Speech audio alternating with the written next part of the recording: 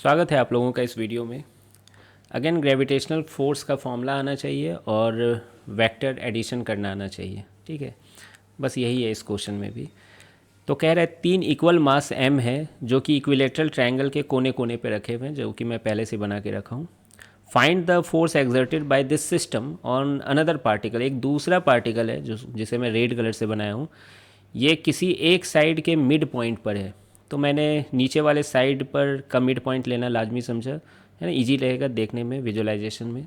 तो यहाँ पर m पार्टिकल रखा हुआ है। अब आप जानते हो कि मिड पॉइंट पर है, तो ये लाइन जो जोड़ेगा वो 90 डिग्री पे होगा, है ना। मैं 9th क्लास में आपको नहीं ले जाना चाहता हूँ ज्योमेट्री में, है ना, तो ये जानते होगे आप।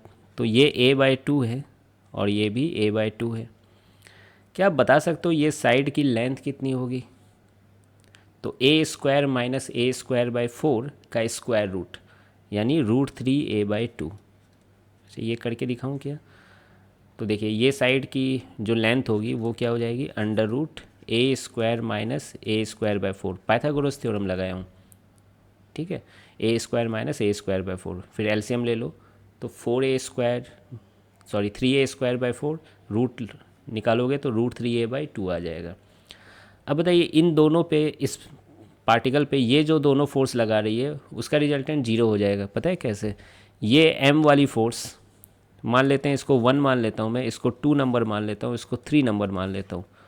तो 1 वाली जो फोर्स लगाएगी अट्रैक्टिव इन नेचर लगाएगी, इस तरफ लगाएगी F1, ठीक है, और 2 वाली इस तरफ लगाएगी, ठीक। अगर आप ध्यान से देखो तो F1 और F2 की वैल्यू सेम है, और कितनी है वो भी मैं लिख सकता हूँ, GM1m2 यानी GM²/r²। r की वैल्यू कितनी है, a/2 का होल स्क्वायर। तो F1 का देखो या F2 का देखो, सेम है, ठीक।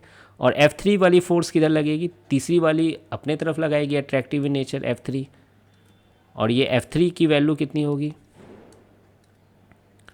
तो GM1m2 यानी GM²/r²। r² कितनी हो जाएगी, √3a/2 का होल स्क्वायर। आप इसको सॉल्व करो तो ये 2 का स्क्वायर 4 बन के ऊपर चला जाएगा, तो 4GM²/3a² होगा। अब हमें नेट फोर्स बताना है। तो आप देख सकते हो F1 और F2 अपोजिट डायरेक्शन में, तो ये एक दूसरे को कैंसिल आउट कर देंगे, तो बचेगा क्या, F3 ही बचेगा। तो नेट फोर्स में डायरेक्ट लिख रहा हूँ, कोई ज़्यादा टाइम पास नहीं करना चाह रहा हूँ यहाँ पे स्टेप्स लिख के, है ना, ऑब्वियस है ये बहुत। तो यही आंसर है, ठीक है। अब एक दूसरा पार्ट पूछा है कि इसी इक्विलेटरल ट्रायंगल में स्मॉल m है, सेंटर ऑफ द ट्रायंगल पे रखा हुआ है वो जो स्मॉल m का पार्टिकल है ना, जो रेड कलर से मैं दिखाया हूँ। तो सेंटर ऑफ ट्रायंगल पता है किसे कहते हैं, सेंट्रॉइड को कहते हैं, है ना। ट्रायंगल का सेंटर सेंट्रॉइड, है ना, सेंस बना रहा है। तो ये सेंट्रॉइड पे रखा हुआ है। अब ये सेंट्रॉइड पे रखा हुआ है तो आप समझ सकते हो कि ये लेंथ और ये लेंथ सब बराबर होंगे, कि अगर ये r होगा तो ये भी r होगा और ये भी r है। मैं निकालना नहीं चाह रहा हूँ, निकाल सकता हूँ r की वैल्यू, लेकिन निकालना नहीं चाह रहा हूँ क्योंकि देखिएगा ज़रूरत नहीं पड़ेगी। कैसे वो देखिए, फिर से अगेन मैं इसे 1 मान लेता हूँ, इस पार्टिकल को 2 मान लेता हूँ, इस पार्टिकल को 3 मान लेता हूँ। तो स्मॉल m पे तीनों फोर्स लगाएंगे। ये स्मॉल m इधर लगाएगा F1, ये F2 इधर लगाएगा,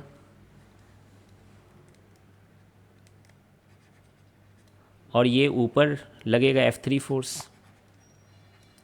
और ये दोनों की वैल्यू पता है कितनी, सॉरी तीनों की वैल्यू सेम होगी, कितनी, GM²/r²।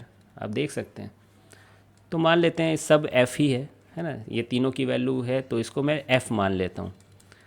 अब बताइए एक ही पॉइंट पे 3 फोर्स लग रहे हैं और तीनों की इक्वल मैग्नीट्यूड है, ठीक है। और देखिए ये 120 डिग्री पे फोर्स लग रहे हैं, ये सारे एंगल्स 120 डिग्री हैं, देख सकते हो ना कैसे।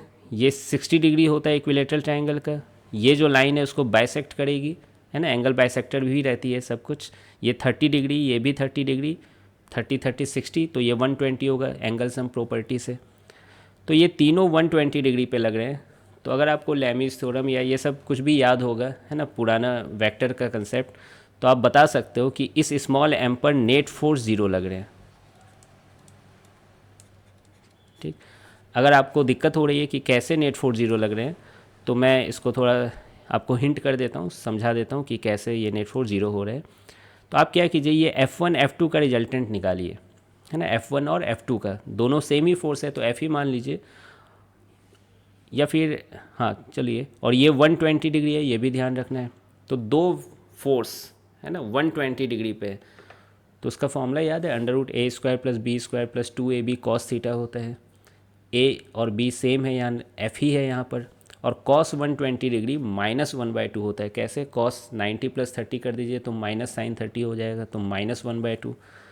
फिर फॉर्मूला में देखिए, √f² + f² + 2f² इंटू -1/2, आप उसको सॉल्व कीजिए, f आएगा।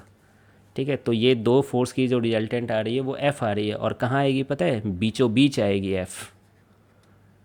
ठीक है, इन दो फोर्स की F1 और F2 को, तो अब आप इसको मिटा सकते हैं, ये बीचों बीच आ रही है। ठीक है, और देखिए इसके जस्ट सामने जो दूसरा F3 है वो भी तो F है, तो वो F और ये F एक दूसरे को क्या करेंगे, कैंसिल आउट कर देंगे, तो नेट फोर्स क्या होगा, 0। बाकी दूसरा है ना तरीका है कि आपको फीलिंग ही आ रही होगी कि नेट फोर्स 0 है, होने ही वाला है यहाँ पर, है ना। कनकरेंट फोर्स हैं, 3 फोर्स हैं यहाँ पर। तो आई होप कि आपको ये समझ में आ गया होगा, ये बी पार्ट। मिलते हैं फिर नेक्स्ट वीडियो में।